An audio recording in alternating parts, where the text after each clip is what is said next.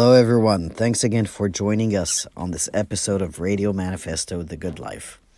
This time, I am not the one interviewing our guest. Instead, I left this honor and duty to Michaela, our talented copywriter and dog trainer. The purpose of this podcast is to be a lesson to all of us, not for me to have a platform. Remembering this, I deemed Michaela to be the best guide on this journey. So now let me introduce this week's guest. Caroline Lee is a sexual trauma and brain cancer survivor turned life coach and therapist in training. She strives to bring the beauty of "and" to the world, what it means to accept the negative and be grateful for the positive. She helps women connect with who they really are, unpack and grow from their mother wound, and create the beautiful life they truly desire. Don't forget to listen to the end. After the interview, I'll answer a question from the audience. This time, I'll answer a question about why we started this podcast. Hello everyone, this is Michaela for Radio Manifesto, and today we are talking to Caroline Lee. Hello Caroline, welcome. Hi, Michaela. Thank you. Tell us about yourself, Caroline. So my name's Caroline Lee, like you said. I am the wife of a man who I consider to be Superman. I'm the mother of 3 kids, and I'm also a certified life coach, heart math coach, and a therapist in training. Okay. How did you come to be this coach? What was your journey to this point in your life?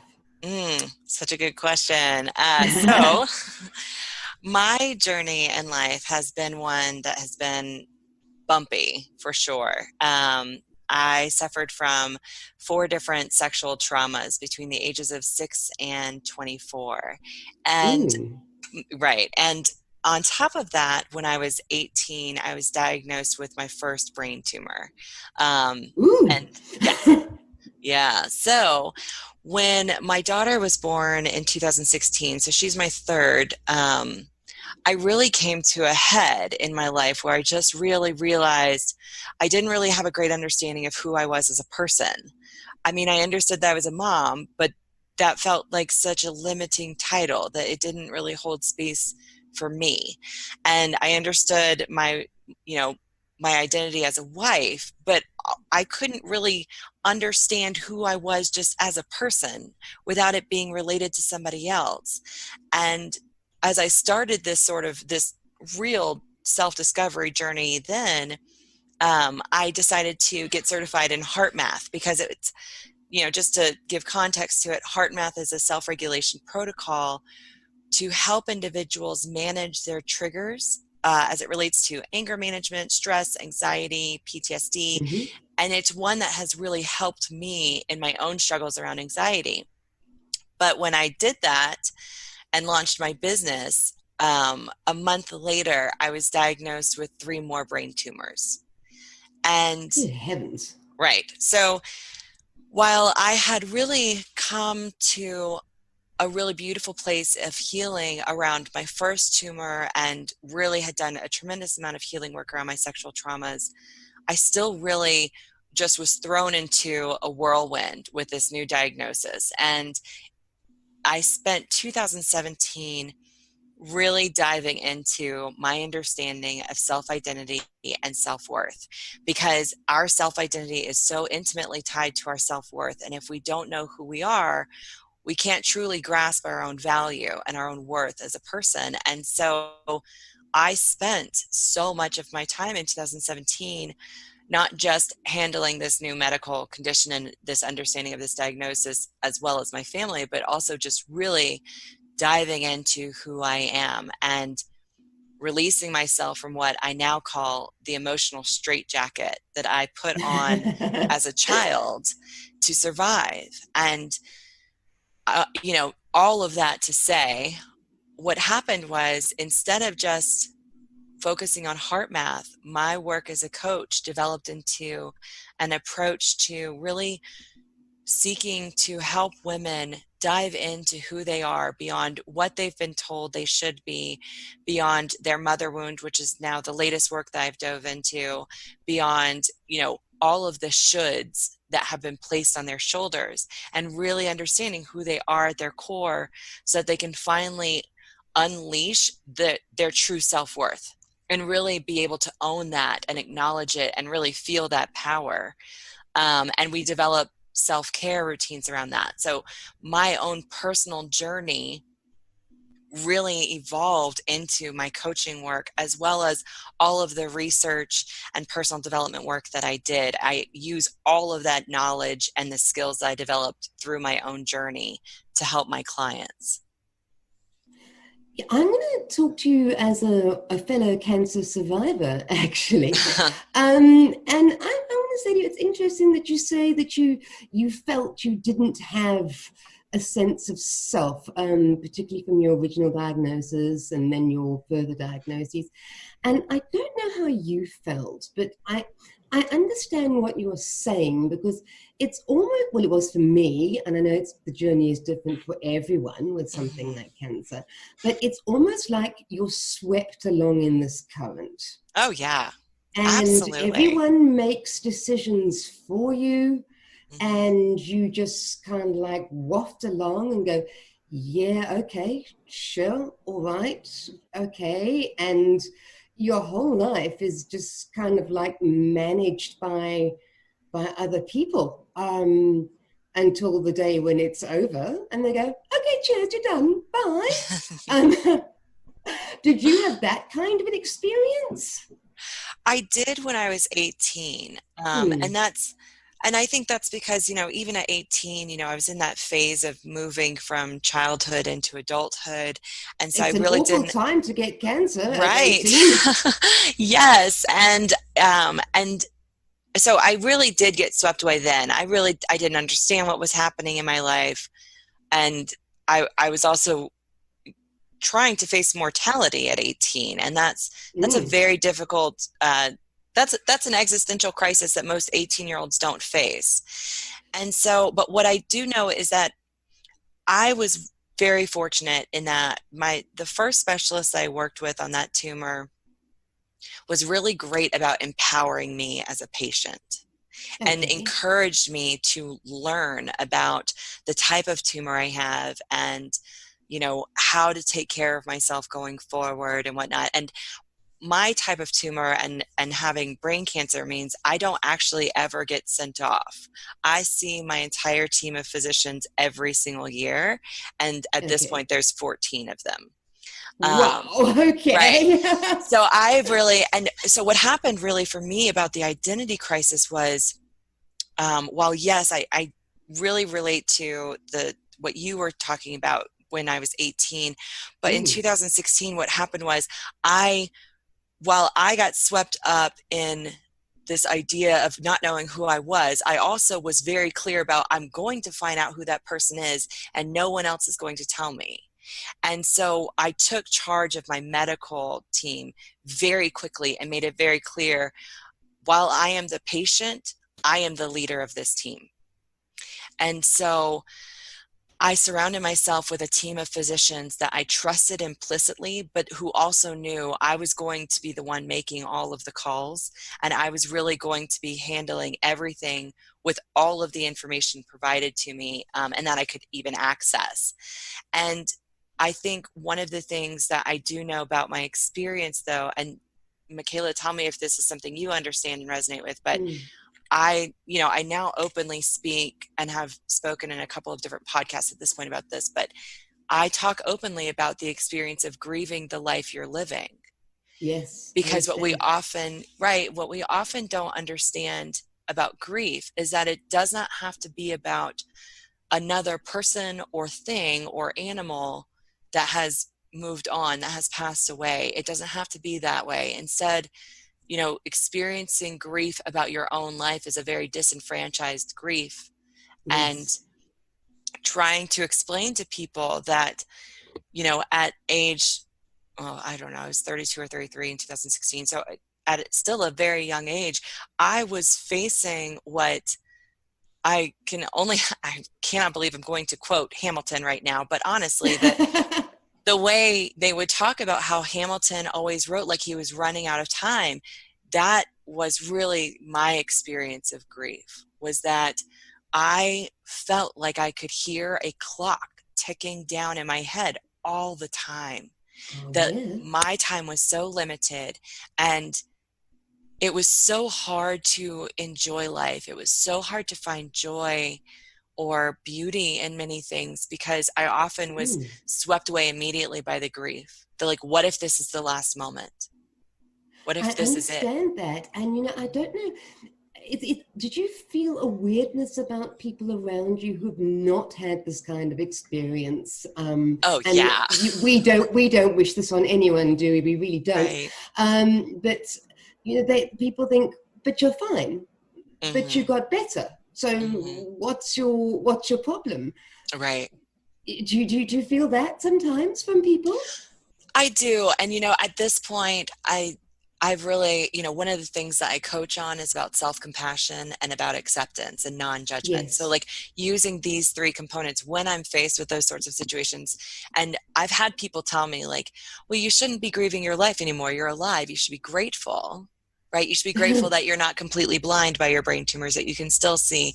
And I usually say to that, there is something about living in the space of and that I am grateful for, which means I am grateful for the fact that I live with 4 brain tumors. I live with brain cancer, and I have a beautiful life. And so for people who haven't experienced these things, I find that sharing that perspective with them helps them understand that just because you can hold your story, which is can be a very heavy story, and I acknowledge mine is heavy. While you can hold your story and it be heavy, you can also be grateful for where you are right now. And so by saying I have brain cancer and I grieve for the fact that I have brain cancer, it does not mean that I am ungrateful. Yes.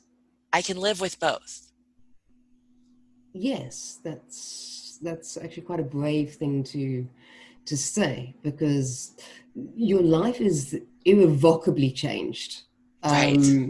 Whether it's medically, if you have some things like radiation, radiation is insidious. It affects you 10 years later. You live with your tumors, so that is always with you. So it's your life is changed forever. Someone said to me once that you never not have cancer. Right. Even when you don't have cancer, you never not have cancer. Yeah, that's very accurate. Yeah. That's very true. Yeah. So how do you talk to people? How do you help women empower themselves and get through? You were talking about the mother wound earlier on. So tell me about how you help people. So one of the things that I found in my work is that, the mother wound is very intimately tied to all of the things that I really started life coaching around: self-identity, self-worth, self-compassion, self-care. All of these things are very intimately tied to a mother wound. And so with my clients, both those who come directly for mother wound work and those who don't, who want the self-worth work, the first thing we do is I start to get them to a place where they can share their story without any justifying. Like for mother wound work, we work on sharing a story that does not justify a mother's behavior or excuse it or shame her or blame her. Often what happens, particularly for women, is that we are taught in many different ways how to not hold space for ourselves. You hear things about people, like there's the buzzwords about like, don't play small. But for a lot of women, they don't understand what that means. Instead, what I try to encourage women to do is really hold space for their whole story, hold space and validate and honor their experience by truly acknowledging what they've been through. And in doing that, what I often find is it starts to unlock women's emotions, which when we are not connected to who we are as a person, we often get disconnected from our emotions. So a lot of the work that I do with women is there's a lot of emotional coaching that we do. Like I use feelings wheels, and I use compassionate communication to coach them on how to communicate effectively from what they're truly feeling, what they actually need from other people around them, or even from themselves. And there's just so many different things. I have a workbook that I guide them through, but it's a lot of searching, right? It's a lot about digging in and asking the questions and not avoiding the answers, no matter how hard they are. And that's one of the things that, I pride myself on as a coach. I do not get uncomfortable. There has never been anything shared with me or said to me that's made me uncomfortable. I mean, I'm a mom of 3 small kids, which means poop isn't even off the table. Yes. And so, guiding women through these questions and really guiding them through like values exercises can be so enlightening for women who often don't realize that knowing your values alone can be a huge compass for your life. And so that's the kind of work that we do. It's a lot of just questioning and digging in, but I also teach them a variety of skills and techniques to help manage their anxiety or help them ground themselves when they're feeling triggered or overwhelmed by their emotions. It sort of runs the gamut a little bit in that space. Okay. I'm not a parent. I never will be for various reasons. I can't see from that perspective, having not experienced it, although I do have many friends who are mothers, and it almost seems to me that when you are a mother, you are expected just to suck it up now. And yes. And this is what it seems like to me. It's like, suck it up, go and be Superwoman, and you're a mother now, and you don't matter, and now you must now fulfill this role. Is this the kind of thing that you feel the women you coach are dealing with? Oh, absolutely. A few years back, I ran a self-care retreat for moms, and I called it a mini retreat because it was only 4 hours long. As a mom of 3, I get it. You don't have all day or a weekend. Yeah, I know. Fine, 4 hours is a lot. Right. 4 hours is a lot to ask, right? But what I can tell you is that moms are really expected to give up all of their own needs to put their child's needs before their own. And while I understand that and agree with that, there is a limit to it because, and I love this idea. The other day, somebody was saying that the oxygen mask doesn't actually work, right? Because what happens is you're in an emergency and you put on your own oxygen mask before you put on your kiddos. But in truth, in day-to-day life, the reality is if you are finally addressing your lack of self-care, if you're finally addressing your own needs, because you've reached an oxygen mask moment, you have gone too far. Yeah. You have gone to a space where you need healing now. This isn't about maintaining your life. This is now you've tipped over.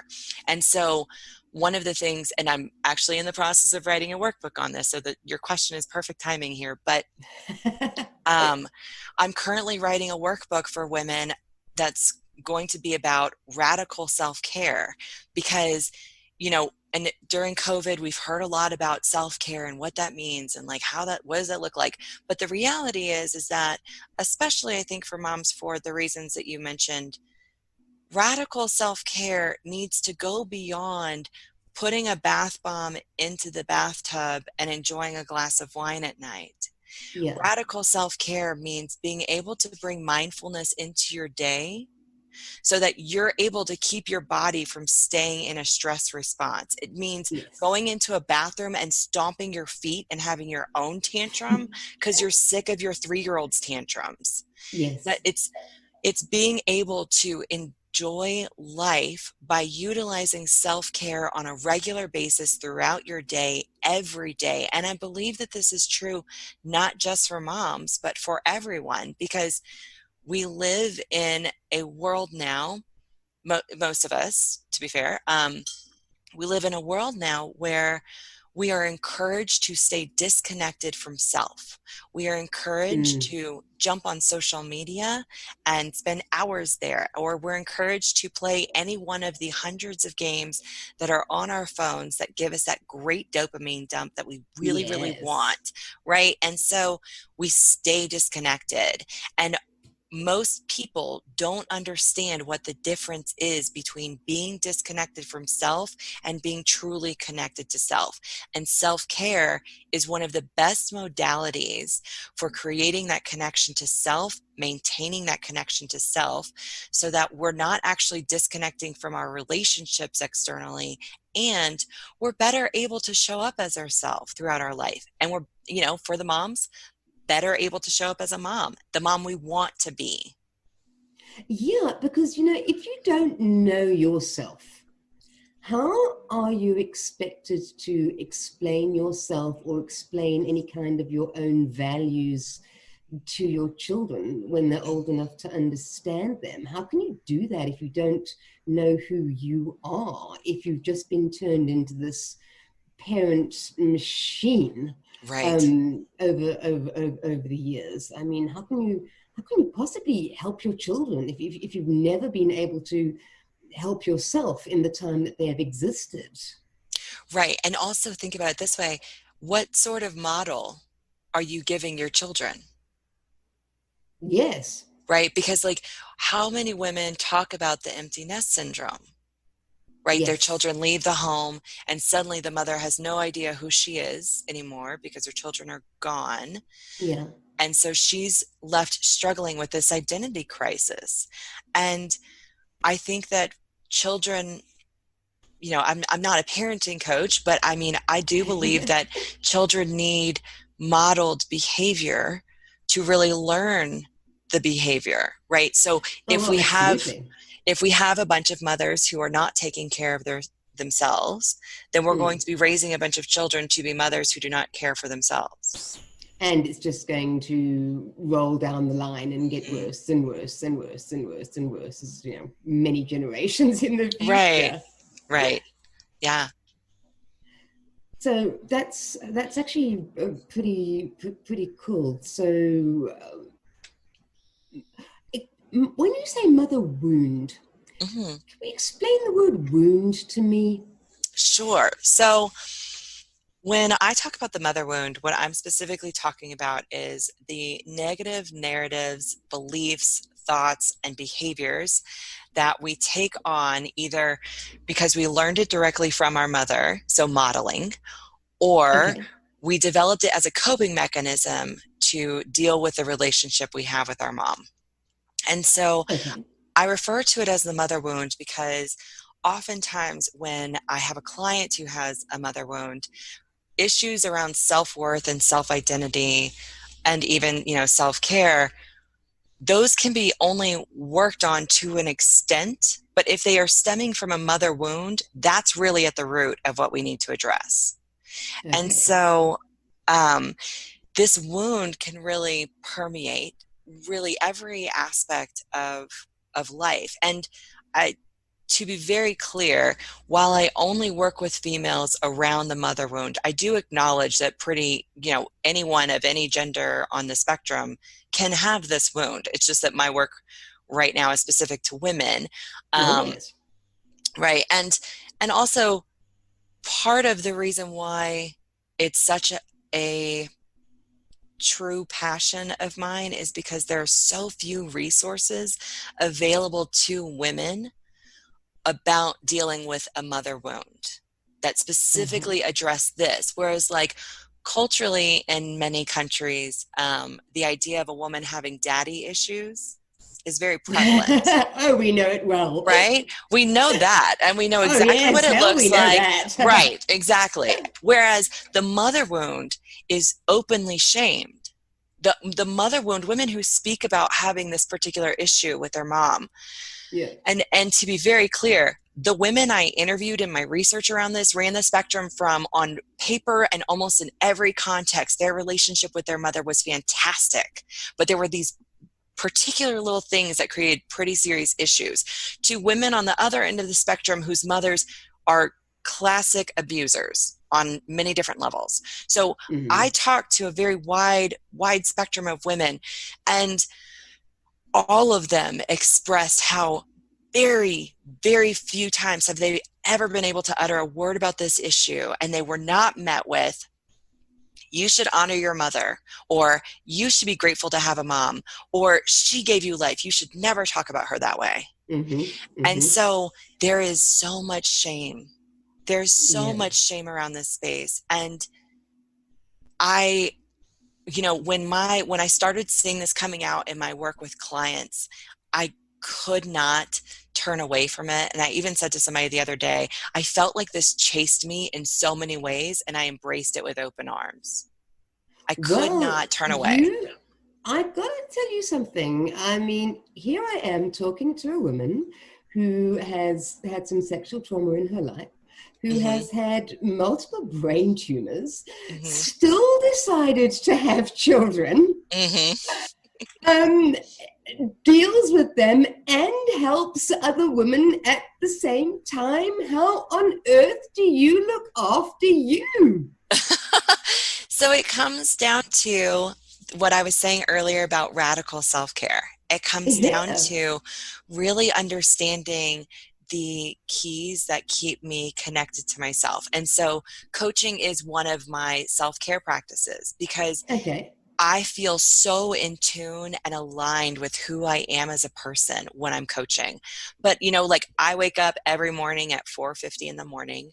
And a lot of people think that's crazy, but I do it because I do have 3 small children, and I'm not a night person. I'm a morning person. So I wake up extra early every day, and I have a morning routine that I go through every morning, and it gets tweaked every now and then depending on how I'm feeling. So anxiety is something that I struggle with from time to time. And so when that appears, when that shows up, I basically acknowledge it and thank it for being present, and then I do things to mitigate it. So that's how the morning starts. Throughout the day, there are a variety of things that I do that help. So crocheting is something that I'm very passionate about, and I love the time that I get to crochet because it's like meditating for me in many ways. But I also meditate, and then I intentionally practice mindfulness throughout my day, especially though when moments of joy or gratitude show up. Brene Brown writes about foreboding joy, which is how we all have developed this incredibly insane habit of when joy shows up in our life, our brain immediately goes to, oh my gosh, but what if this happens? And it disappears. Yeah. Right? Yeah. So for me, I definitely know I've had moments when I've looked at my children, I'm like, oh my gosh, my kids are so beautiful. And I get filled with joy, and immediately I go, but what if they die in a car wreck? And so there goes the joy immediately, right? That experience is gone. That's your cancer talking. Oh, right. So for me, when those moments appear, now I focus on my breath, and I focus on that emotion so that I can hold on to it. Being a heart math coach, I know, in heart math, we do a lot of work around actually generating the emotion of gratitude and appreciation, because it's, research has shown it has an incredible impact on the body and the brain. And so I know all of this information about what just experiencing those emotions at a very deep level can do for me, both as healing, but also just so that I can feel more like me. And so I think that's one of the key things that I do throughout my day that is probably one of the best forms of self-care that I do, because I can do it quickly. I can do it, I don't need anybody else's assistance with it. I don't need anything to do it, right? I don't have to have stuff to do it. It's just in my space. It's just within me.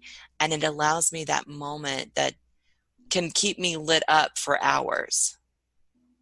That's amazing. Okay, so Caroline, how can people get hold of you? Where do you live on the web? How can people hook up with Caroline? So I do have a website. It's www.acaredforheart.com. But I'm also very busy on Facebook and Instagram. Instagram.com/acaredforheart. And then on Facebook, it's the same thing, just a cared for heart. But on Facebook is probably, honestly, that's probably where I live the most, because I currently have 2 Facebook groups there. Okay, that's fantastic. Okay. Yeah. Everyone go and look up Caroline on Facebook. Caroline, one parting shot to the women, one sentence. What would you say? Just one thing. You are worth getting to know, not just for you, but for the world around you. Because what you have to offer, no one else can offer. And that's true for everyone. That's beautiful. That really is absolutely beautiful. Thank you. Caroline, it's been fantastic talking to you. You are amazing. I wish you absolutely all the best with your fabulousness. Oh, thank you so much, Michaela. I've really enjoyed this. Okay, great. Thank you very much. And for this week's question from the audience, why did you start this podcast, and why is it important to you? What significance does its focus hold for you? I started this podcast to broaden our reach into the different ways to overcome challenges. Even if what I have to say personally really resonates with you, there's wisdom to be had from everyone and from each person's journey. The discussions that we have on the podcast help me to learn more things, but also remind me to be humble, because no matter how much I may have overcome, there's still so much more to learn and improve. Thank you for listening to this interview with Caroline. All of the links mentioned in the show are in the show notes. Remember to subscribe to the podcast on whichever platform you use to listen to podcasts. And if you haven't done so already, please leave us an honest review. Last but not least, go to our website and sign up for our newsletters, which come out twice a month, so you do not miss out on anything important.